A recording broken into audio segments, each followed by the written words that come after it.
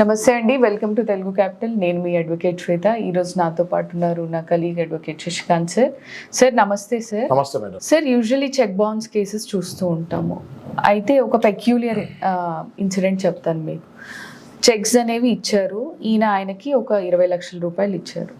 సబ్సిక్వెంట్గా ఆయన రీపే చేస్తూ ఉన్నారు interest, but principal part repay చేయలేదు.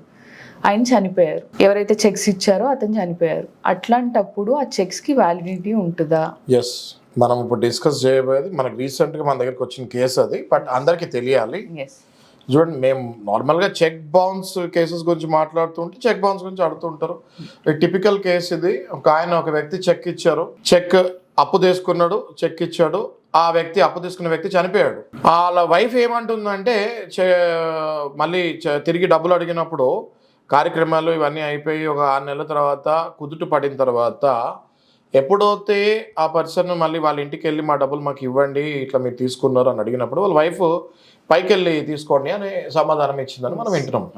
అంటే మా హస్బెండ్ చనిపోయాడు, పైన ఉన్నాడు, పైకి వెళ్ళి కలెక్ట్ చేసుకోండి రండి అని ఒక హాస్యాస్పదంగా చెప్తాం జరిగిందంటామా. అది విన్న వీళ్ళు మనల్ని ఆశ్రయిస్తాం జరిగింది.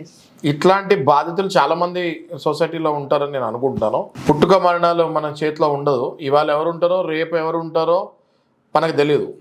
అలాంటప్పుడు ఒక వ్యక్తి అప్పు తీసుకొని చెక్ ఇచ్చిన తర్వాత ఎన్నో ఏళ్లకి ఆ వ్యక్తి బతుకుంటాడా లేదా అన్నది వీ కాంట్ సే. చాలా మటుకు కూడా చెక్ బౌన్స్ కేసెస్లో ఇట్లాంటివి మనం చూస్తూనే ఉన్నాము. ఏం చేయాలో తెలియక కొంతమంది లీగల్ చట్టం పట్ల అవగాహన లేక ఆ డబ్బులు వదులుకుంటాం కూడా జరుగుతుంది. చాలా వీడియోస్లో నేను చెప్తాం జరిగింది. ఆస్తులు ఎలా అయితే వారసత్వంలో సంక్రమిస్తాయో అప్పులు కూడా వారసత్వంలో అలాగే సంక్రమిస్తాయి. నేను మీకు ఎగ్జాంపుల్ తీసుకొని చెప్తాను. If a person who issued a cheque dies before it is presented to the bank and bounces, no legal action can be taken against the deceased individual as criminal liability under NI Act ceases upon death. However, the payee must be able to pursue a civil claim against the deceased person's estate to recover the funds through their legal heirs depending on the circumstances and jurisdiction. చాలా క్లియర్గా చెప్తాం జరిగింది. ఎవరైతే legal heir ఉంటారో, అంటే immediate legal heir ఎవరండి? ఒక వ్యక్తికి ఇమీడియట్ లీగల్ హెయిర్ ఎవరు? తను చనిపోతే ఆస్తి ఎవరికి వెళ్తుంది?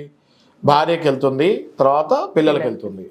భార్య పిల్లలు లేని పక్షాన అది తల్లికి వెళ్తుంది, తర్వాత తండ్రికి వెళ్తుంది, లేదా అన్నదమ్ములకి వెళ్తుంది.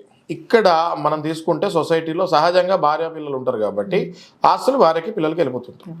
మరి అప్పులు కూడా భార్యకి పిల్లలకి వెళ్ళిపోతుంది అన్న విషయం చాలామందికి తెలియక భర్త చనిపోగానే ఇంక అయిపోయింది, నేను తీర్చక్కర్లేదు, అయిపోయింది, ఆయనతోనే అయిపోయింది, ఆ డబ్బులు మళ్ళీ వీళ్ళు వాడుతూనే ఉంటారు.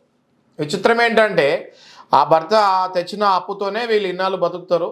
ఆ తర్వాత మళ్ళీ వాళ్ళ పిల్లలు కూడా ఉద్యోగాలకు వెళ్తూ ఉంటారు, డబ్బులు సంపాదిస్తుంటారు. పాపం ఏ వ్యక్తి అయితే నమ్మకంగా ఫ్రెండ్షిప్ మీద డబ్బులు ఇస్తాడో వాళ్ళ ఫ్యామిలీ రోడ్డు మీద పడతాం జరుగుతుంది. సో ఇలాంటివి మీరు తెలుసుకోండి.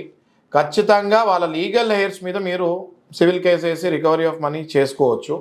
ఇది మీకు తెలియక చాలామంది డబ్బులు ఇచ్చేసి ఒకవేళ అన్ఫార్చునేట్లీ యాక్సిడెంటో లేకపోతే ఆరోగ్యం బాగా మనుషులు చనిపోతే మీ డబ్బులు పోయినట్టు కానే కాదు, మీ డబ్బులు మళ్ళీ తిరిగి వస్తాయి. అది మీరు తెలుసుకోండి. Thank you.